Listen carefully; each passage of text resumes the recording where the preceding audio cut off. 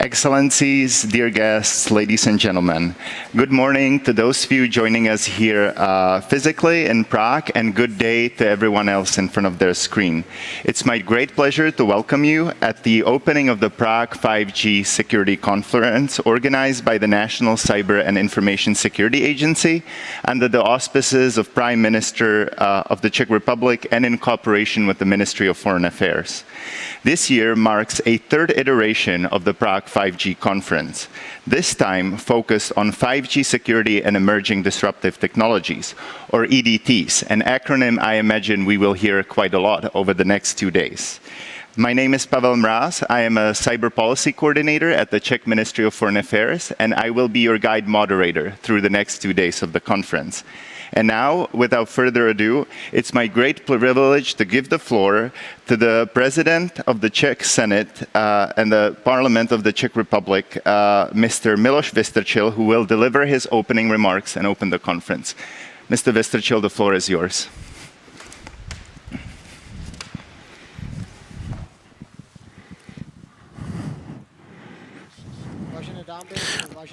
Ladies and gentlemen, dear participants of the Prague Security Conference here in Prague, I'm glad to be able to greet you for the third time on behalf of the Czech Republic.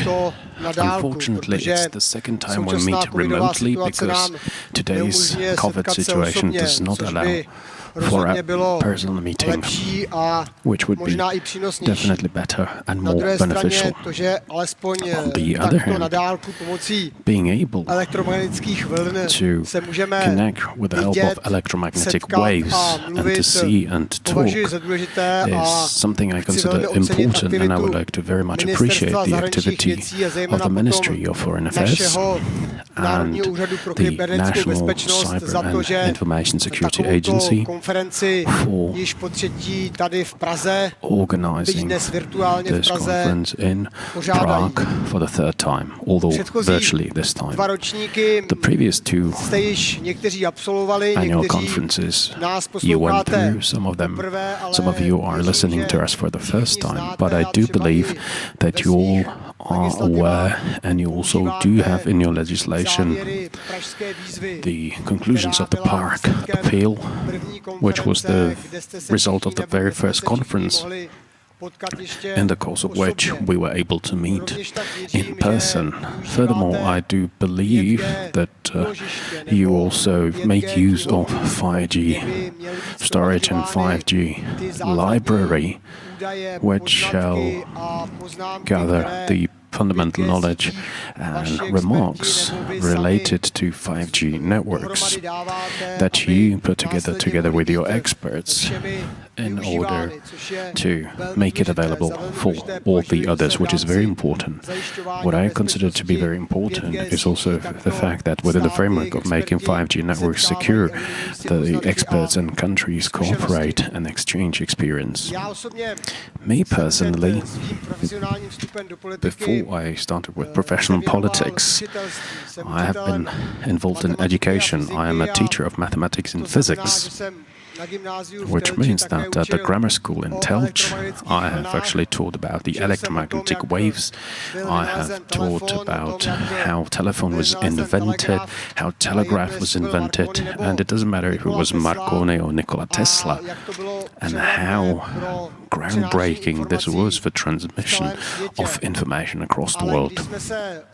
But when we talked about this, I used to remind my pupils about the fact that the groundbreaking invention before the information technology came was the invention of book press by Johannes Gutenberg, who invented it around 1450, because at that very moment it was no longer necessary to travel to actually find scientific discoveries or travel the world, but the book print allowed us to read about the conclusions of the scientists in books. And the books and spreading information through means of printed materials was a disruptive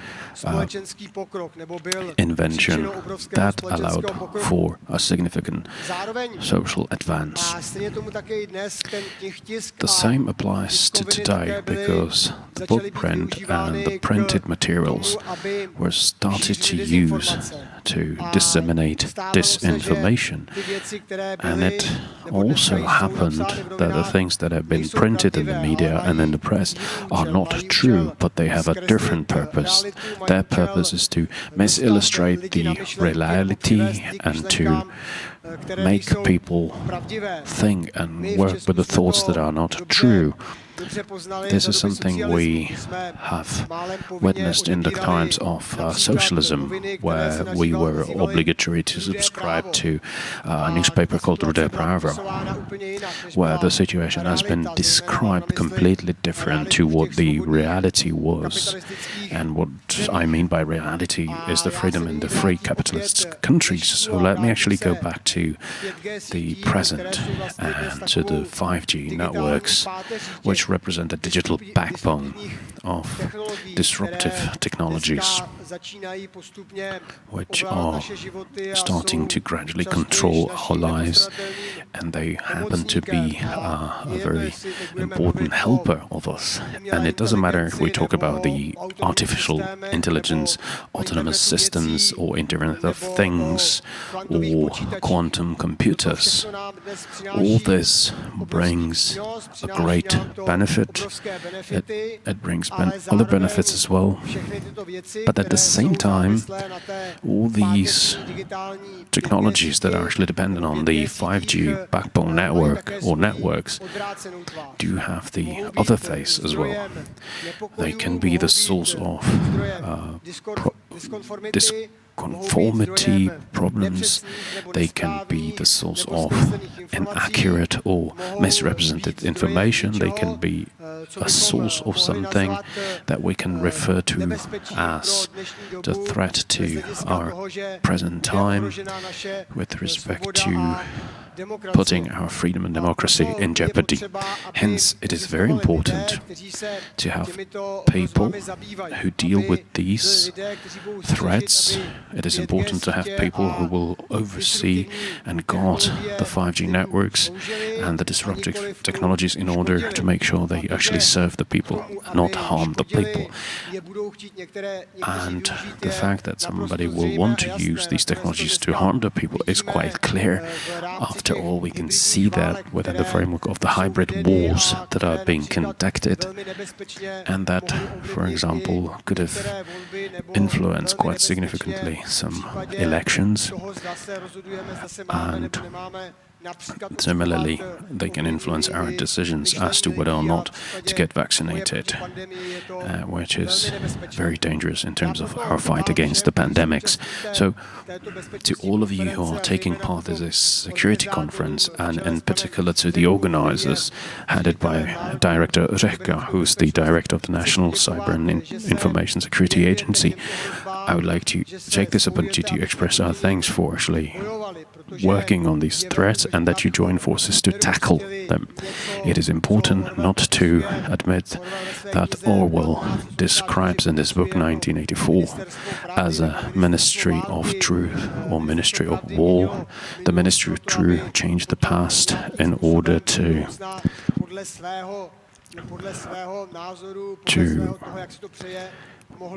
change the future according to their wishes.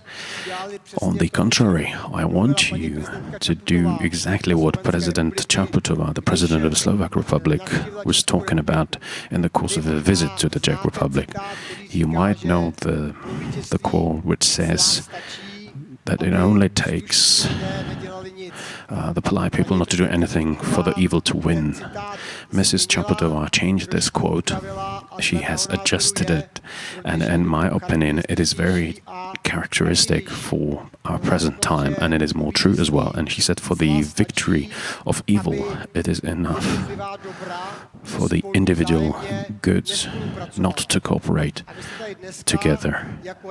You are here today as the representatives of the good, as fighters against the misuse of 5G technologies, and you are here as those who should join forces in order to make sure that the evil does not prevail. Thank you very much for your time. I wish you successful deliberations, and I believe that together the values and the things that are related to the fact that the 5G networks will not be misused, we will defend and we will actually prevail. Thank you very much. Enjoy the working and active and fruitful discussions in the coming 2 days.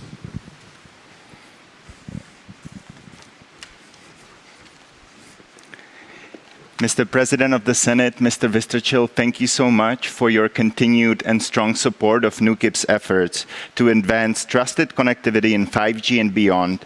And of course, our sincerest thanks also goes to the NÚKIB director and his entire organizing team for putting this conference together and pressing through despite the challenges introduced by COVID-19. And now it's my great honor and a pleasure to give the floor to Director Řehka of the National Cyber and Information Security Agency, or abbreviation NÚKIB, as we will hear quite a lot over the next 2 days as well, to deliver his opening remarks and officially open the conference. Mr. Director, the floor is yours.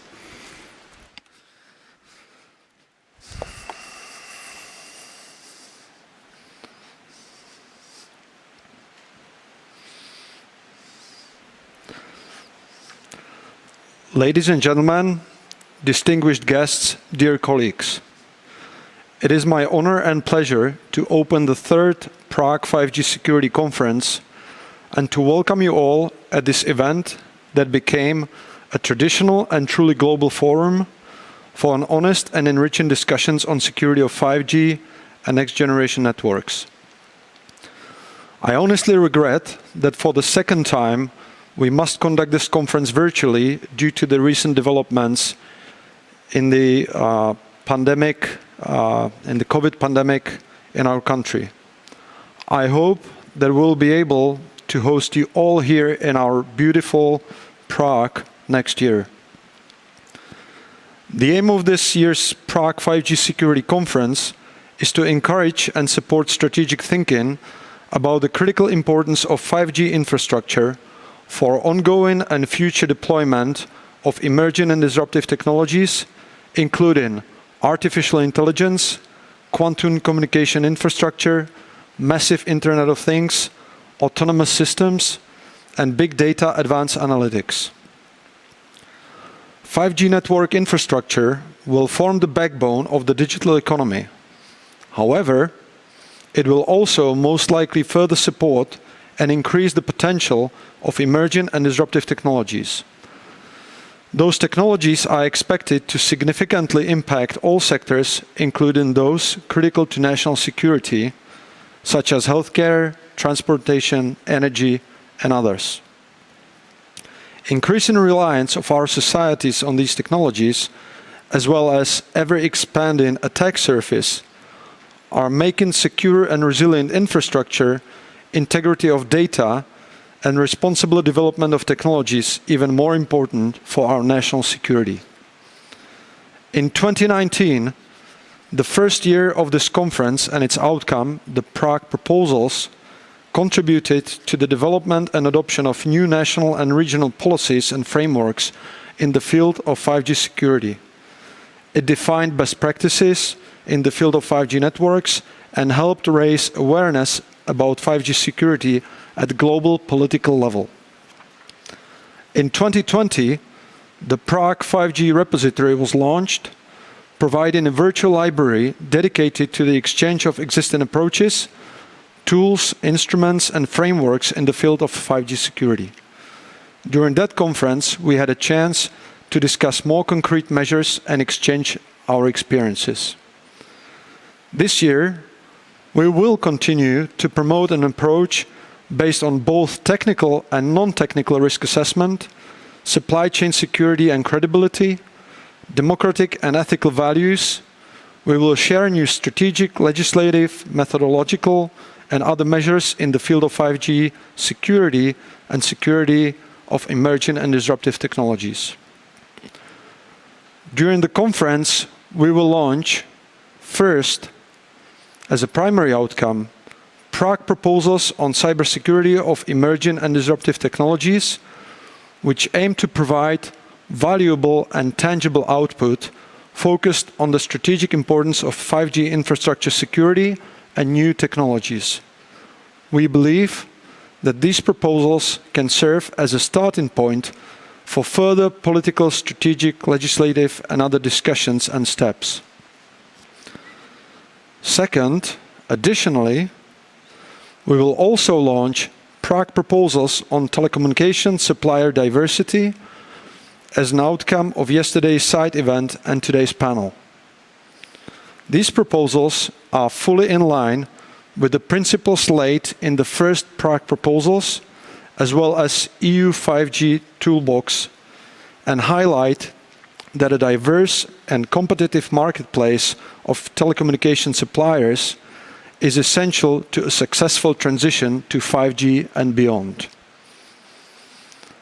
I am delighted that this year we could invite over 1,000 participants to the conference and more than 50 speakers from Europe, Japan, Australia, Korea, the United States, Great Britain, Israel, India, and other countries accepted our invitation to discuss concrete topics related to 5G security and emerging disruptive technologies challenges. It is my honor to welcome in this opening also Mrs. Karen Andrews, Minister for Home Affairs, Australia, Mr. Mircea Geoana, Deputy Secretary General NATO, Mr. Yoaz Handel, Minister of Communications, Israel, and Mrs. Julia Lopez, Minister of State at the Department for Digital Culture, Media and Sport, United Kingdom. Later today, we will also hear a keynote speech by Undersecretary of US Department of State, Mr. Jose Fernandez. This conference is organized by National Cyber and Information Security Agency with a great support by Ministry of Foreign Affairs and once again under the auspices of the Prime Minister of the Czech Republic. I would like to use this opportunity to thank them all for their incredible support. I would also like to thank the President of the Senate of the Parliament of the Czech Republic, Mr. Miloš Vystrčil, for his support and his personal contribution in the opening of the conference. Thank you all. Ladies and gentlemen, distinguished guests, dear colleagues, I wish you a great discussion and a lot of food for thought. Thank you for your attention.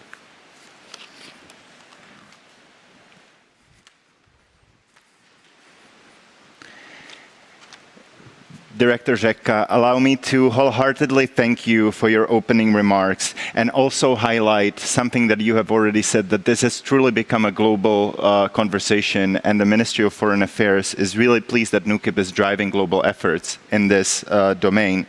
And the numbers you cited are extremely important, and I wanted to add to those numbers a little bit, because the last year, the first conference saw some 30 countries participating, with the next iteration in 2020 seeing the participation increase to over 120 countries. And we very much hope that we're well on the way to beat those numbers as well. But the growing number of participating states demonstrates that secure digital connectivity and security of next generation networks is a truly global challenge that can only be achieved through strengthening existing international partnerships and establishing new ones. And it is therefore my great pleasure at this time to give the floor to government representatives of some of our key international partners to deliver their keynote remarks on the subject. And we will start with the Minister of Home Affairs of Australia, Karen Andrews, who will deliver her pre-prepared remarks by video. If we could ask for the video. Thank you. Good morning, ladies and gentlemen. It's a pleasure to join you for the third Prague 5G Security Conference. I'm sorry I couldn't be with you in person. Thank you to the Czech Republic's National Cyber and Information Security Agency for the invitation to participate in this important event. Since the first conference 2 years ago, this meeting of like-minded nations has set the agenda for key strategic collaboration to deliver more secure 5G infrastructure and future connectivity technologies. Multilateral collaboration on critical technologies has never been more critical. 5G is a global technology with the potential, direct and indirect, to transform our economies and societies. We must ensure that 5G and 5G-enabled technologies benefit the world. Australia welcomes this opportunity for our governments and experts to share their knowledge and experiences in support of this objective. 5G has implications for a range of emerging and disruptive technologies, including artificial intelligence, smart cities and quantum technologies, which are set to underpin the futures of our societies. As we know, these technologies are the focus of increasing geostrategic competition. The decisions we make now to secure and diversify 5G markets, underpinned by democratic principles, trusted standards and open markets, and in preparation for the next generation of connectivity, 6G, will have far-reaching consequences for generations of technologies to come. The decisions we make today will set the foundations for trusted and secure emerging technological solutions. Australia has been a leader in 5G security. In 2018, we were the first country to prevent high-risk vendors from operating our future networks. Many nations followed this path. As a community, we have made significant progress over the last 3 years in identifying and managing 5G risks and security. Australia is committed to building on our achievements to date. Australia is establishing a Secure G connectivity test lab. This builds on our reforms to protect critical infrastructure and will provide an environment for businesses to test measures, protocols, standards and software that underpin transparent and secure 5G connectivity. The test lab can also be scaled for future testing of other innovations that align with the Australian Government's 5G market diversification priorities. We support the development, scaling and commercialisation of technology that will contribute to diverse, secure and robust telecommunications. This includes solutions that support open and interoperable networks, which are central to the transition to a digital economy characterised by diversity and choice. To promote supply chain diversity and security, I recently released Australia's Critical Technology Supply Chain Principles to assist government and businesses of all sizes to securely adopt and develop critical technologies, including 5G networks. Co-designed with industry, the principles will help those who choose to adopt them to make more informed decisions about the integrity of their suppliers and the transparency of their own products or services. Initiatives such as the principles and the test lab provide the highest degree of assurance in the availability and integrity of the networks Australians rely on. We must have a sharp focus on the future. Geostrategic competition is already playing out with respect to 6G.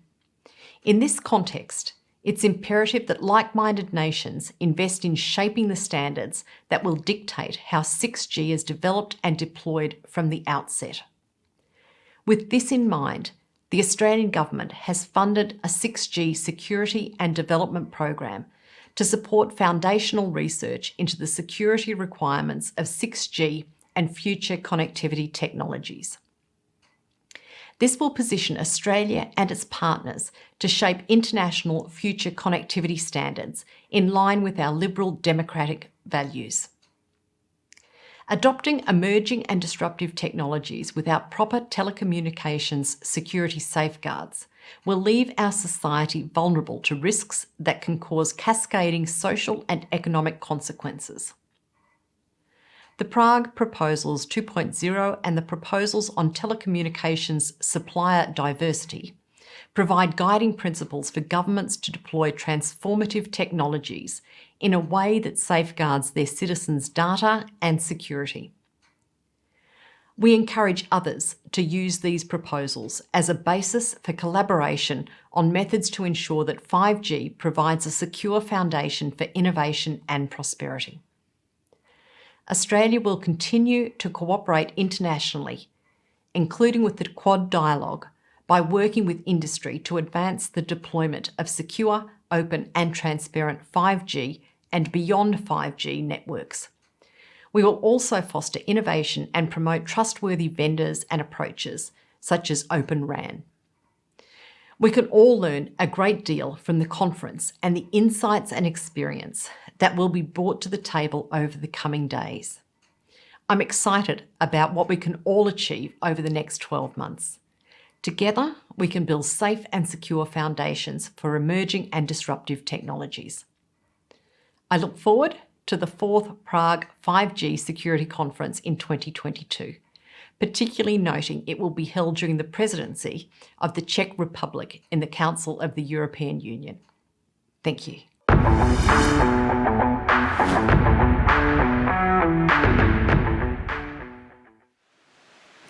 Ladies and gentlemen, we have just heard from Karen Andrews, the Minister of Home Affairs of Australia, and may I add that Czech Republic very much appreciates the growing collaboration with Australia on cybersecurity.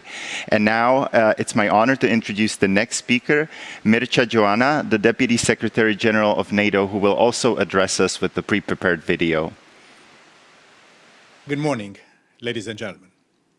I'm delighted to join you today to discuss the importance of 5G and emerging technologies. The Prague 5G Security Conference brings together partners from all corners of the globe and from all sectors in the crucial triple helix between the public and private sectors and, of course, academia. Since it was established in 2019, this conference has helped to drive the global conversation on 5G security. From the Prague proposals developed during the first conference, which set the blueprint for 5G security for many nations and international organizations, including the EU and the G7, to last year's conference with the Prague 5G repository of existing approaches, tools, and frameworks. So let me start by thanking the Czech government and the National Cyber and Information Security Agency in particular for their leadership on this very topical issue. 5G networks are the foundation of so many of the new technologies that are transforming our world and our security today and in the future. From AI to autonomy to big data, 5G enables the massive real-time sharing of data that underpins machine learning and effective algorithms. At the same time, it can increase the risk of exploitation and our vulnerability to attack, as more and more things are connected through 5G, from the phones in your pocket, in the flight decks of a fighter jet. The security and resilience of our telecommunication networks are paramount, and therefore, to ensure the continuity of these essential services and the security of our 1 billion people living in the 30 NATO allies in terms of peace, crisis, and conflict is vital for NATO. So this is something that we have prioritized in NATO for many years now, and where we have really shifted the dial as an alliance, as 30 nations together. At our summit in Warsaw in 2016, NATO allies agreed to enhance our resilience of our societies across 7 baseline requirements, including civil communication networks. And in London in 2019, our leaders reiterated NATO's commitment to ensuring secure and resilient communication systems, including 5G. And at our last summit this June, allies agreed a strengthened resilience pledge to enhance the resilience of our critical infrastructure, industries, supply chains, and communication networks like 5G. As part of their efforts, allies are conducting thorough risk assessments on an annual basis to identify and mitigate cyber threats and the consequences of foreign ownership, control, or direct investment. At least half of NATO's member countries have passed formal legislation covering 5G network security. And NATO has launched an initiative to ensure the security of our own next-generation telecommunication networks, and not only 5G, also for the future. At the same time, NATO is taking forward our work on new technologies to foster and protect allied developments in key technologies, from AI to autonomy, from biotech to big data, quantum computing to hypersonics and space. Last October, Allied defense ministers took concrete steps to establish a new billion-euro NATO Innovation Fund and offered to provide a network of technology test centers and accelerator sites for our new Defense Innovation Accelerator for the North Atlantic, or DIANA for short. These two new transatlantic endeavors will help to build an innovation pipeline across the Atlantic. They will promote the all-important interoperability that allows us to continue to work effectively together. And they will protect our brightest investors and innovations from adversarial investment and actors. By setting the market conditions to drive innovation, helping new entrepreneurs to protect their businesses from predatory investors and connecting them with sources of trusted capital. At the same meeting, our defense ministers also agreed NATO's first ever strategy on artificial intelligence and a framework for the exploitation of data.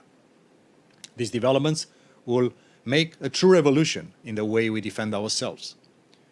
But they will also not change NATO's commitment to our values, the international law, and the power of ideas and ethical norms. So we are determined to become the standard setter when it comes to the safe and responsible use of data and AI, and to use our unique convening power to ensure the ethical use of new technologies by upholding democratic norms also in the digital space and strengthening the rules-based international order. Ladies and gentlemen, we all have a role and responsibility as countries, as international organizations, as private citizens and companies, to build strong societies and resilient economies. And platforms like the Prague 5G conference play an important part in this regard. So thank you again to our esteemed NATO ally, the Czech Republic, for leading the way on this very important issue. And I cannot wait to see the outcomes of this year's conference. I wish you the same very productive discussions for the next 2 days, and thank you so very much.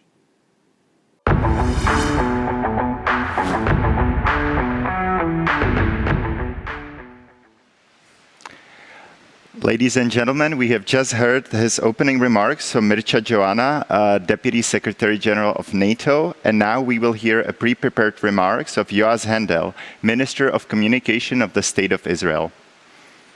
Hi everyone, Shalom. Something big is happening in Israel today. It is a process that is happening under the radar, but it is a real revolution. Millions of Israelis are waking up each morning to their daily routine, using the internet, apps, increasing the use of data. Startups are developing technology for business, for agriculture, for citizens and for the governments. We have become world leaders in the rate of rollout of fiber optic networks that are available to more than 1 million households all over Israel. We are also accelerating the rollout of mobile infrastructure and antennas to improve coverage, transmission stations, and no less important, data centers. We also understand that mobile rollout infrastructure is not enough for this technology to thrive and fulfill its potential. 5G applications and use cases are also critical for the development of this technology for the benefit of the people. We aspire to harmonize between promoting applications of 5G technology and cyber defense demands. But along with the increase in the development and the use of data, we are more vulnerable to attacks. The financial system, the government IT system, healthcare, broadcasting, all use the telecommunications network in Israel. All these systems are exposed to cyber attacks. I'm a historian originally. What I do know is that from the past we learn and the future we try to predict. we are committed, as always, to be one step ahead, and in this battle, one step ahead of potential cyber enemies. One of my main goals at the Ministry of Communications has been to have Israel at the top of the world table in mobile network quality and 5G rollout. We are committed to being ready for this fight, to develop defensive capabilities and to take the fight to the enemy in real time. Our safe transition to a 5G world will require this. On this topic, I would like to say the following. Iran has been wrong for the last 40 years. Iran loses more and more assets in its ineffective struggle against Israel. It didn't work in the physical world and it doesn't work in the cyber war. Iran's cyber attacks won't lead Iran to accomplishments, only to a significant price to be paid. And the less said about this, the better. Securing our communication infrastructure is one of my goals at the Ministry of Communications. Every CEO and every board should know they have a responsibility and a commitment to a cybersecurity in their organization. This is the technological Iron Dome and the secret of Israeli success. Our history is littered with many painful battles. This is a new and unknown form of the battle. This is a new and unknown form of battle, the 5G Cold War. Cybersecurity is an appendix, only appendix. The threat of attack should not discourage us from developing solutions. Therefore, international communications, long-term planning, defensive capabilities, and trust, a lot of trust, will prevent cyber trauma and fears that might stop development. We must also already be world-leading developers of 6G. It sounds far off, even imaginary, but if we will lead the next revolution, we can paralyze the threat to 5G. In order to keep progressing and to have 6G networks that are effective and safe, we need to start setting business standards in every sector of defense and network security. Israel is a world leader in cybersecurity, as you know, and some of the best firms in the world in this field are Israelis. The ability to analyze threats and to stop them before they take place is at the heart of the cybersecurity mindset. And therefore, it is no surprise that the world looks to our cybersecurity experts, the Israeli experts. I call upon you all to collaborate. It is the only path to victory. Together, all of us, we will be so much stronger against all our potential attackers. Thank you very much and have a nice day.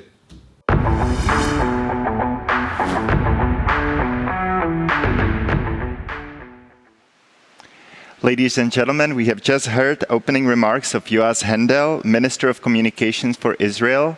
And without further ado, we will go to the last speaker, Julia Lopez, Minister of State at the Department of Digital, Culture, Media and Sport of the United Kingdom. Thank you. Can we have the video, please? I'm delighted to be addressing you today on behalf of the UK Government.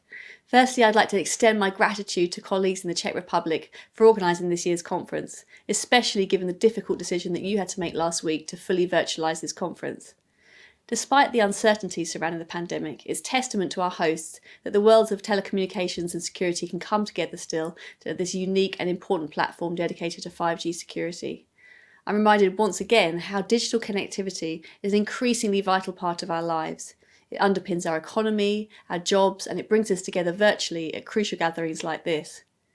Over the last 2 years, being able to rely on our mobile and broadband connections has become more crucial to everyday life.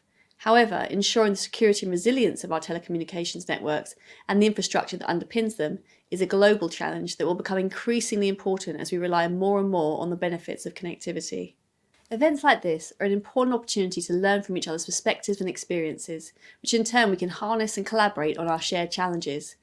which is why I want to take a few minutes this morning to reflect on the work being undertaken in the UK on 5G security and the importance of international collaboration to create a more secure, diverse and resilient telecommunications supply chain. 5G is transforming the way we communicate and the way we live.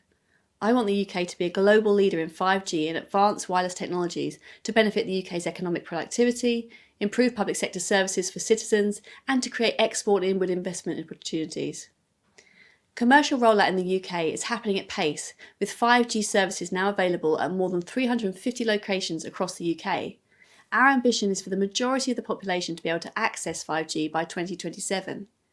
In 2017, we launched the £200 million 5G Testbeds and Trials programme, which will run until the end of March next year. The programme is exploring the benefits and challenges of deploying 5G networks. It has supported 36 projects across the UK in different industries, including manufacturing, healthcare, creative industries, transport and logistics. More broadly, the government's taking steps to put in place a comprehensive policy framework to ensure that the UK has the wireless connectivity it needs over the next decade. Through our Developing Wireless Infrastructure Strategy, we will set out the UK's ambition to develop, deploy and adopt 5G and other advanced wireless technologies in the UK over the next decade to drive growth and innovation in all parts of our country. However, to maximise the benefits of these technologies, we need to have confidence in the security and resilience of the networks in which they are built, the supply chains on which they depend, and the equipment and services that support them. That's why we conducted a comprehensive review into the supply arrangements for the UK's telecommunications networks in 2019. That review highlighted two key challenges. The first, that the previous security regime didn't incentivise operators enough to prioritise the security of their networks. And the second, that there is a clear trend of increasing supplier concentration and a lack of supply diversity in the access network equipment market. And while the review looked at the situation in the UK, these two issues, security and the resilience of supply chains, are the same for governments across the world. We have made good progress in seeking to address these two key challenges. Firstly, on security. The government's committed to ensuring the security of the UK's telecommunications networks and infrastructure. That's why we've just passed a new law, the Telecommunications Security Act. It introduces a stronger telecommunications security framework, which places new security duties on public telecommunications providers and new national security powers to address the risks posed by high-risk vendors. The Act will help to protect our networks even as technologies grow and evolve, shielding our critical national infrastructure both now and in the future. Secondly, on the resilience of supply chains. The review identified a lack of choice in the telecommunications access supply market. This represents a critical security and resilience threat, which will only increase as we consider the wide range of critical and sensitive use cases that 5G and future generations will enable, including various industrial and safety applications that demand the highest levels of stability and resilience. Over the past 20 to 30 years, the global telecommunications market has shrunk rapidly. There are now around half the number of scale vendors supplying 5G networks than there were at the advent of 2G connectivity. In November last year, the UK set out its long-term vision for a healthy 5G supply market, a market characterised by the principles of openness, flexibility and diversity, and built on an environment where competition and innovation bring forward new deployment models based on open interfaces and interoperable standards. That strategy sets out a balanced approach to delivering this long-term vision, one that seeks to grow the supply chain while also ensuring it is resilient to future trends and threats. We believe that this requires three core areas of activity. The first focuses on working with incumbent suppliers. The incumbent suppliers in the UK market, which are Nokia and Ericsson, have a critical role to play now and in the future in leading and enabling innovation in the market. We want to work with them to ensure their resilience and ability to supply the market in the short term, and their robustness over the longer term as the structure of the supply market evolves. The second area of activity is about attracting new suppliers to the market. We can take steps to build resilience and competition by removing barriers for new suppliers and also incentivising telecoms operators to work with and integrate new providers into their networks. We welcome the recent announcements from UK operators Vodafone and O2, who have agreed to work with new suppliers to promote greater diversity of supply in their networks. The third and final strand of this strategy is about accelerating the development and deployment of open interface solutions. Government has an important role to play in this. Firstly, in establishing an R&D ecosystem designed to accelerate the development of interoperable technologies. And secondly, supporting industry to build influence and capability in telecom standards to help support diversification and innovation. Being able to effectively test and demonstrate the potential of interoperable technologies is absolutely crucial to this work. We've launched a number of flagship research and development projects in the UK to start building momentum. Our SmartRAN Open Network Interoperability Centre, or Sonic Labs for short, is an industry-facing testing facility designed to look at interoperability and integration of network solutions immediately, starting with Open RAN. It aims to help foster an open and disaggregated network ecosystem in the UK with large and smaller suppliers. We also launched the Future RAN competition, known as FRANC, earlier this year. This £30 million competition seeks to address some of the key technical barriers to widespread Open RAN adoption, accelerating the availability of high-performance Open RAN solutions. The breadth of interest we've received in that competition shows that there is a great deal of appetite in industry and academia for taking this work forward and supporting the development of competitive Open RAN products. Lastly, I'd like to mention the UK Telecommunications Lab, which will help reduce barriers to entry for new vendors by providing an independent testing ground for new equipment, both in terms of security and interoperability. All of these initiatives will play a role in building a more diverse, resilient and transparent telecommunications supply chain for 5G and beyond. And that brings me on to the final point I'd like to make today before closing. I've talked about work that the UK government has done to try and create secure, resilient and diverse 5G telecommunications networks. However, the UK is only 2% of the global market and our supply chains are interconnected. To drive the change we want to see and build a more diverse and secure telecommunications supply chain, collaboration with industry and international partners is absolutely essential. That's why we were pleased that G7 leaders recognised the importance of secure and diverse supply chains earlier in the year, and the foundational role that telecommunications infrastructure like 5G plays in underpinning wider digital and ICT infrastructure. We believe this is a crucial step to help build international consensus on these issues. Now is the time to capitalise on this momentum, continuing to collaborate with international governments and industry to help drive lasting and meaningful change in this market. That is why I'm delighted to confirm the UK's support for the Prague proposals on telecommunications supply diversity due to be launched later today. These proposals will guide international efforts to advance and promote diversity in the telecommunications supply chain. They highlight the importance of governments and industries working together in the long term to realise the potential of open and interoperable networks, boosting security and driving competition and innovation in the supply chain. I hope others here today will join the UK in supporting these proposals and work with us to build a more diverse and secure telecommunications supply chain, because this is a global problem which requires an international effort to overcome. In closing, I'd like to express my thanks again to the organisers of this event for allowing me to address the conference today and set out the UK's thinking. We shouldn't underestimate the power of information sharing and collaboration between nations, whether that be from governments, industry or academia. As I hope I've made clear, while there are challenges to address, the UK is committed to working collaboratively to find solutions and help diversify the telecommunications supply chain so that we can continue to rely on the benefits of connectivity in our everyday lives. I look forward to working with you all in the coming months to address these challenges. Thank you.